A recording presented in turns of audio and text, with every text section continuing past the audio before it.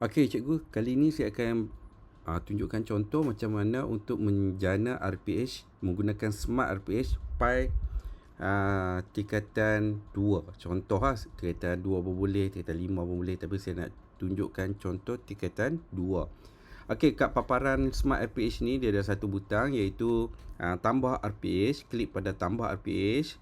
Okey, pilih minggu. Okey, dia ada banyak minggu kat sini. Okey, kemudian saya nak buat pada hari Ahad lah, 11 hari bulan. Masa mula boleh pilih dan cikgu boleh tambah atau edit kemudian. Kelas pun cikgu boleh edit kemudian. Kemudian okey, tingkatan saya nak buat tingkatan apa tadi? Tingkatan 2. Tingkatan 2 pendidikan Islam. Okey, dia ada banyak subjek. Cikgu ambil pendidikan Islam. Kemudian dia ada bidang.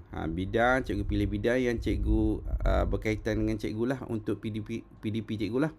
Kemudian tajuk, topik, okey, SK dan SP. Okey, siap RPH cikgu. Template telah dijana. Okey, menggunakan pendekatan terbeza.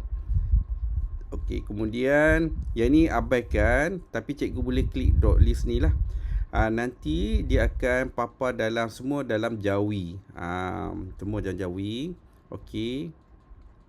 Okey, ni cikgu masuklah bilangan murid cikgu lah. Berapa yang mencapai objektif hari tu. Okey, dah siap semua, cikgu boleh edit.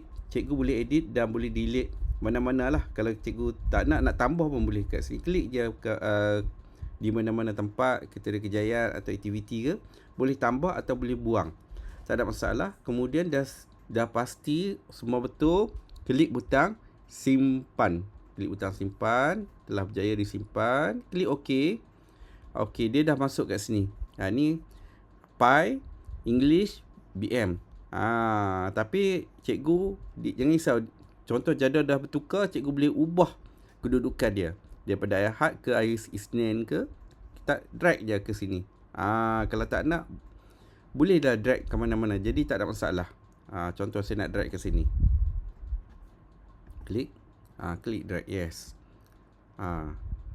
Dah drag lah. Okey. Contoh saya nak ke depan. 745. Okey, saya nak ke depan. Drag and drop. Drop and drag. Okey, dah siap nak papar macam mana? Klik pada butang hijau di atas ni. Cetak RPH. Papar RPH. Okey, kemudian dia papar. Okey, ni contoh lah. Ni English yang tadi. Yang ni Pi. Penulisan dia semua dalam Jawi. Okey, ini adalah bahasa Melayu. Itu saja. Sekian, terima kasih.